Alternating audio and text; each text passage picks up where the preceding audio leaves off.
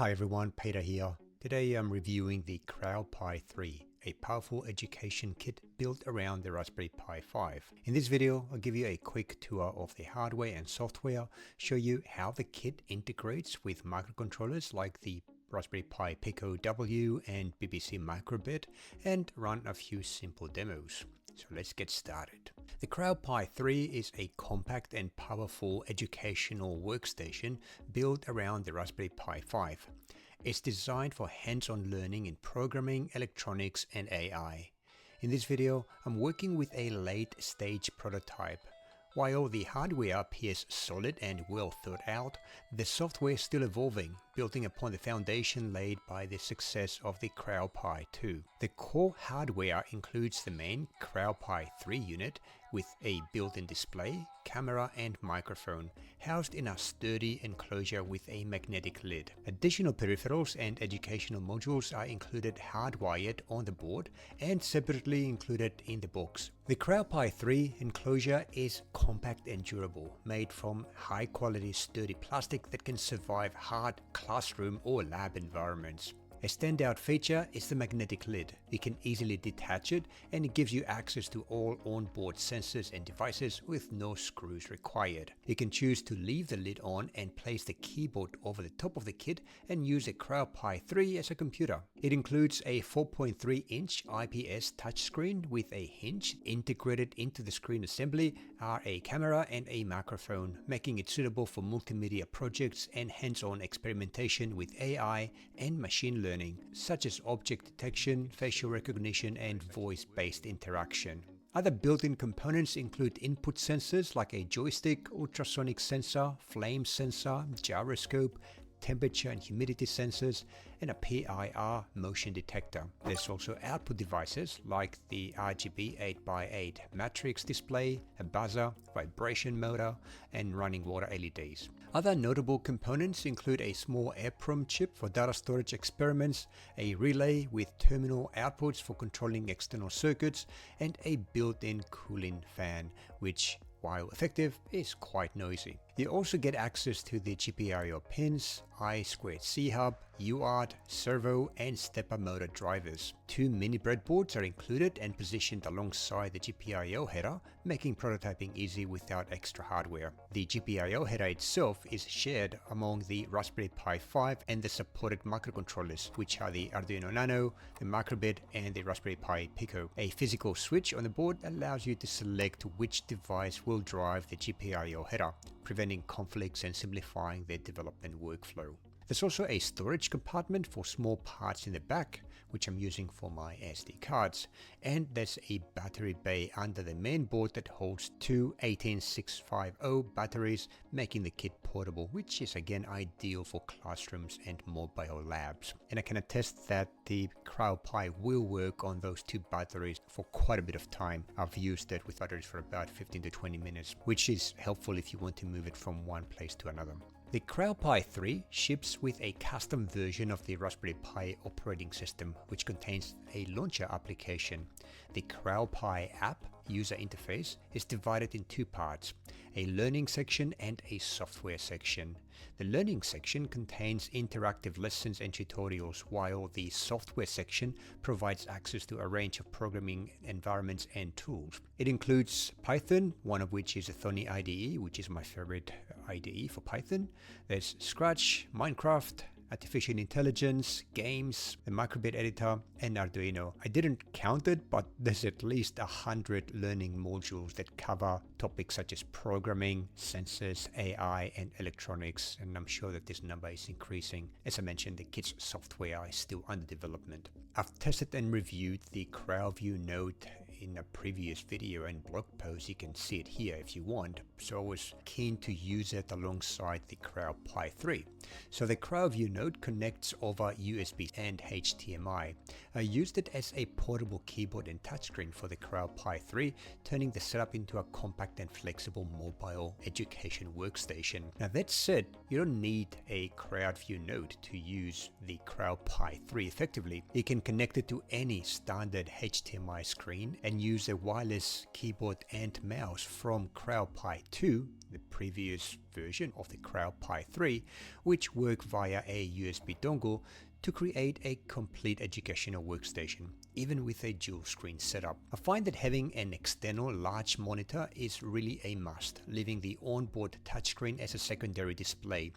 Now that said, the touchscreen can still be very useful. You can use it to run monitoring dashboards, view sensor data in real time, interact with Scratch or Python GUI based projects, or even navigate the Crowel Pi launcher. It's especially handy for touch-based apps, quick code testing, or as a compact output window for AI vision projects using the built-in camera. I'm now going to give you a demonstration of the Crowel Pi 3 by showing you some of the things I've done during the time that I've had this unit. As I mentioned earlier, at the time I'm creating this video, the Crowel Pi 3 is still under development, and while the hardware side looks solid and mature, the software side is under heavy development, so I expect both new content like new lessons and refinements to arrive over time. Now what I want to do here is to show you how the Crowel Pi 3 looks like when you actually use it to play around with the various components that come on the board,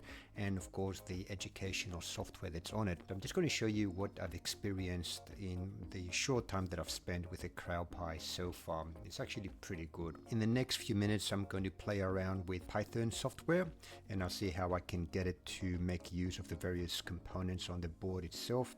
And I also have a microbit here. I'm going to plug that in and get it to use as well.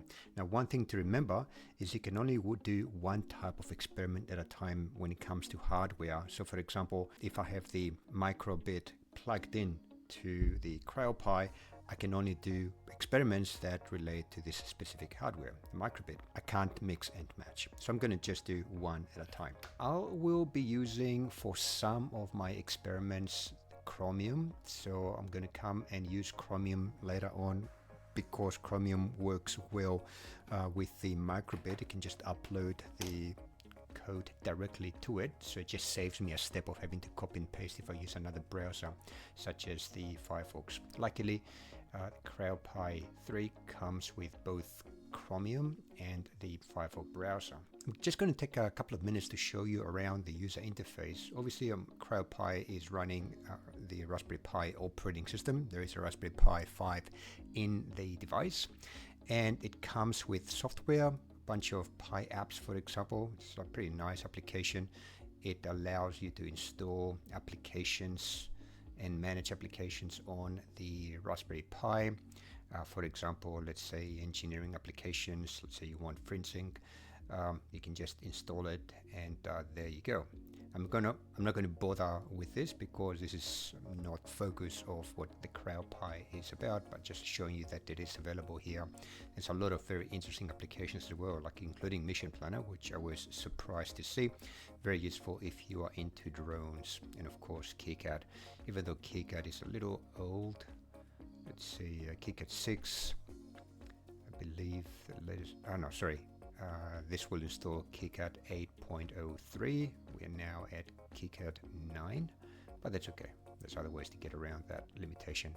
Aside from that, you can see here there's the Arduino IDE. The Raspberry Pi 5 is an ARM computer, so the Arduino IDE latest available version for this platform is 1.8. So yeah, it's a few years behind, but still useful. I did test it earlier with an Arduino Nano, and it worked quite well. You can go through the menus. You'll see various options. One option that I want to show you under preferences is the screen configuration. And obviously here I'm working with two screens, and I'm using the Crowel View computer that you see here plugged into the Crowel Pi via USB, so I can use the keyboard and the touchpad and HDMI, and I can use this screen configuration to work out the geometry between the two screens. So kind of this alignment works natural, so you can see there is the cursor. Just move something on the small screen. You can see that I actually can move my mouse cursor between the two screens. And just in case you haven't noticed, I'm using the mouse that came with Crowel Pi, and I've got the dongle here. This is a radio dongle so that this can work. Oh, one more thing I should mention is that you probably noticed that I've disabled the fan. I removed the cable because it is quite noisy, and I didn't want that fan noise to provide all this annoying background noise for this recording, so I have removed it. Hopefully the Raspberry Pi, which is kind of buried inside the device, is not going to get too hot, but we'll see how far we can go with this. Alright, let's continue. Screen configuration is fine. A couple of other things. So if you go into home, let's go to home, desktop, there you go. There's a bunch of folders here that came with the operating system, so it was preset, pre-configured by the Crowel Pi team, and it contains software. So you can see, for example, here, this is microbit Python course 2, and in this there's a hex file which contains a program for this particular lesson in the microbit Python course. We'll play around with some of those later. And the similar software files for the Pico. There's some here. If you double click on, say, the INO file, it will bring up the Arduino IDE, so you can play around with it. You can do that now. And there's Arduino Nano as well. I'm just going to go back to home folder, user, Peter, there's Python. This is where you can store files as you're going through the various lessons, so I'm going to show you a little later. This is a multi-user environment on top of the operating system. So basically the system will automatically log into this environment, which is the Pi user but non-root. And then each student, I'm just going to go into the education environment now, the Crowel Pi environment. Just going to show you again. So there's a couple of links up here, a couple of buttons. All right, so let's get back in there. Now this is the main education environment. On one side you've got the software, you can see software here, and on the other side you've got the learning content. With the learning content, let's say for example Python, click on that and then you get through a screen that contains the various lessons. And the environment looks similar across the various types of lessons or contexts or topics. So for example, if we go for the microbit, click on that, you'll see that a series of lessons pops up. Go back, let's pick something else. There is the Pico, and this one is going to bring up the Arduino IDE, but the learning environment is pretty much the same. So let's go back to the first thing that I want to show you, which is just pure Python running. The Arduino IDE just loaded up eventually. There's just pure Python running on the Raspberry Pi 5 and giving me access to all the components on the board. And you can see, because it's like a multi-board setup, you can control all of the sensors and actuators and bits and pieces here via any of the supported controller boards. Here is a switch, and you can switch, for example, this header to be propagating signals in this position from the Raspberry Pi 5, or in this position from whatever is connected here. Would be an Arduino Micro, for example, Pico, or a microbit. I'm going to switch it back to the Raspberry Pi 5, and you can see here that there are slots where you can insert one of the other supported devices. So there's a Nano, for example, there's a Raspberry Pi Pico. I've plugged in those expansion headers because I find that otherwise it's just very difficult to find a cable that is small enough to allow me to plug it in without stretching it too much. So I had to use these riser headers to make it possible to extend the Arduino high enough so that the socket doesn't interfere with the case. Unfortunately, I wasn't able to get the same thing to work with the Raspberry Pi Pico. The problem is that the Pico requires the Crowel Pi to be able to connect those pads here. But I think these are for power, and I'm just going to tilt my camera so you can take a closer look. Alright, so here you see that there are these prongs for power, and the Raspberry Pi Pico won't work without contact between those two prongs and the pads on the bottom of the Pico, and therefore the riser headers didn't actually work. So I haven't been able to use the Pico because I can't find a cable that doesn't interfere with the side here, the side of the case of the Crowel Pi. Okay, I'm not too worried about that. I will find eventually a cable that works. So let's get into it with some experiments. The first one, just going to click on Python. All right, so let's see, we've got a bunch of experiments. Now I'm going to just go into maybe something interesting that uses maybe the LCD screen. Actually, let's go for the RGB LED. I've already done that, but I'm going to start it from scratch. So select everything and clear. So what you've got here is on the right side, you've got the lesson. So there's the instructor, and the instructor explains what the experiment is and then the various lines of code, etc. As you're going through, the instructor teaches you the content, and then you can, for example, copy a bit of code and then paste it in the programming environment on the left. Of course, I'm jumping ahead a bit. I've skipped a few lessons just to make this a bit more interesting. But the nice thing is that the learning environment and the application or programming environment are integrated, and it dominates on the screen. There's nothing else here, which I quite like. There's no distractions. Eventually, you get to the end of the lesson where you have constructed the entire program in the editor. And from here, just simply press on the button and it works. Just going to lower the screen so you can see the RGB LED. There you go. So let's do one more, controlling the LCD display. So the LCD is just integrated into the package, one step at a time with the lesson. You know, what is the hardware, how it works, how you control it and program it in Python. Eventually you get to the end of the lesson. Just clicking through very quickly, where you can copy it and then you can paste it. Just going to use Control V to paste it, and then you can run it. As you can see, it says hello world.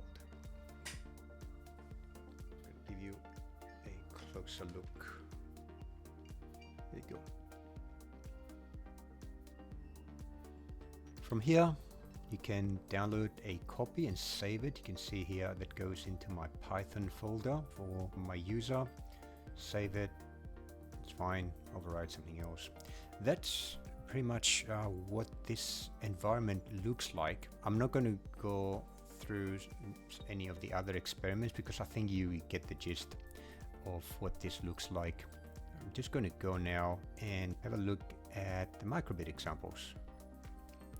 So similar format with the microbit examples. Of course, now we'll plug in my microbit into the slot. There's a slot right there where the microbit slides in.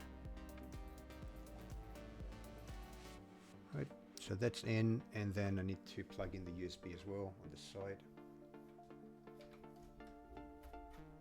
Any of the available ports will work. So let's start with something simple. Let's go for the LED, right? So you get the lesson here.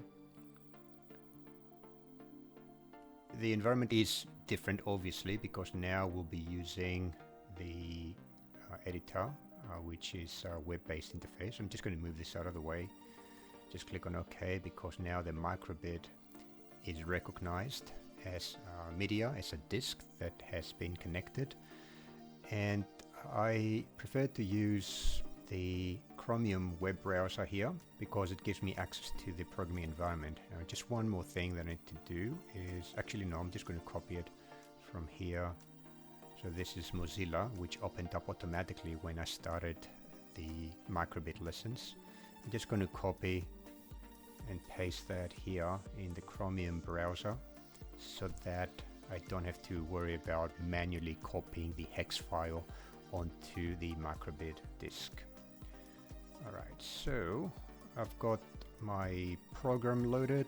This is just going to show a heart on the microbit LED display. I'm just going to send it directly to the microbit, getting an instruction here to connect the cable, which I have already done, and select the device that I want to connect to and connect. And there is the message on the microbit display. Very nice. So let's have a look at another one. So let's do the traffic lights. The traffic lights just uses the RGB LEDs here. There's a row of addressable RGB LEDs. So you go through the lesson, it explains how the code works and what to do. Now I can't copy for some reason, it's just that I can't interact with this code to copy, but that is okay because all this code is available to me on my file system. So I'm just going to get a new tab. And I'm going to go to my home folder, desktop, Microbit Python, and you see there are the files. So right now I'm working on the second lesson, I believe. Sorry, the third lesson. So let's go into course 3, and this is the file that I want to load. Okay, no problem. Let's go back to my application and click on open and go into desktop and then Microbit Python. Just move things aside. I can actually move that window for the lesson to the small screen like that. You can do a lot with this smaller screen. One of those things is just move something that doesn't fit in the main screen. Okay, course 3, and open this hex file. Click, and there is the program. Alright, and I'm just going to send it to the Microbit. And nothing happened because I forgot to flip the switch here. So let's move that switch over there, and I'm going to do this again to get the device to reset. There you go. Move that down. Right, so there's the traffic lights. So the color changes every few seconds. Let's do something else. Just going to go to my lessons. Just go back. Let's see what is interesting. How about the ultrasonic sensor? Okay, let's try that out. So this is lesson 25. Explains what this is about, how the code works, and there's the code. All right, no problem. Let's put that over here. And let's open the appropriate lesson, which is lesson 24, I think. 25. There's lesson 25. Let's go to desktop, Microbit Python 25, open this file. There it is, and send it to Microbit. Okay, here's the ultrasonic sensor. I'm going to show the serial monitor, and you can see that the distance is measured by the ultrasonic sensor and displayed on the screen. Awesome. Okay, I like that. There's lots of other experiments that you can do. I'll do one more actually before we finish. The Nixie tube experiment, that's lesson 23. So let's open that up as well.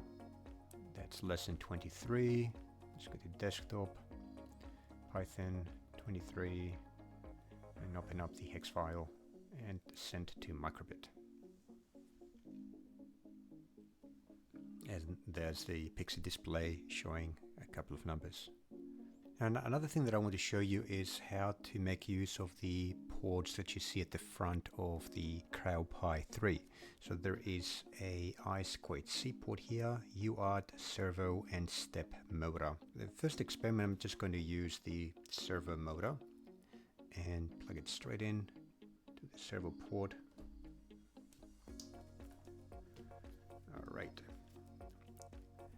Let's go and have a look at program 13 or lesson 13. So control and move the servo. Okay, again, as always, there's the lesson, explains how it works, explains how the PWM works as well. Okay, so let's complete the lesson and look at the code in the end. Here it is. Copy and paste that and play. Yeah, it works. I didn't attach the components or the attachments on the shaft, but yeah, you can tell it's working. and it's controlling the servo. And of course the same thing goes with the stepper motor here. These came with the kit, by the way, so they had the correct plugs to make it easy to work with. So stop the program. Now one really cool feature or program actually I want to show you is that there's a lot of other components, of course, that I haven't gone through, but one of those is the camera, and you can use the camera in a lot of different applications, including in learning AI applications. So let's see, I've got a program already stored somewhere here. So one of those programs is face recognition. So let's do a face detection. So start this program here. I'm going to open it up with Thony and run. And you can see the camera is actually working, and as I'm moving my head around, it can follow along quite well, puts my face in a frame. So it's a very simple, straightforward application of artificial intelligence, and you can see how this code works. But of course, it's not just the code that is provided. Go back to the education environment, you'll see under AI, there is a lesson about this. It's also object recognizer. I'm going to try this another time because I've been playing around with all of these lessons and experimenting, so I don't exactly remember where I found this particular example. Let's go back in here. There's a related topic on how to use the camera and the microphone. There's also a microphone integrated here on the top side of the display. So maybe it was one of those lessons. So, okay, I'm going to go through it now. Let's go back. So back to AI, learning, neural network, what's an agent? AI usage skills, APIs for cloud services. You can see large language models as well. Personal AI, multimodal video maker. There's a lot of interesting stuff here that I am going to explore at some point. There's also Node-RED applications. There is Arduino, of course, Python, Minecraft. The kit did come with a bunch of Minecraft related cards to build actual physical blocks in Minecraft. Again, I'm not big on Minecraft. My kids do play a lot with it, but I know that kids love this stuff. I know that Minecraft is an excellent way to teach programming and programming concepts. I'm going to leave it at that for this first pass on just giving you a sense of what working and learning with the Crowel Pi 3 looks like. Again, early days, I'm still using essentially prototype version, especially of the software, because the hardware looks like it's ready, good to go, very high quality, top-notch hardware. The software is still evolving, and there's just so much potential with this kit where I see the developers just continuing to add more capabilities and more content to this software. So more Arduino lessons, for example, more MicroPython, more AI related lessons that can cover a wide range of skills and stages of student development. So from very early on, where you have Scratch, for example, there's Scratch, to working with deep learning and large language models later on in the student's development. This kit, with its support of a variety of different hardware, Raspberry Pi, Nano, Raspberry Pi Pico, Microbit, and so on, there's a huge scope going in there.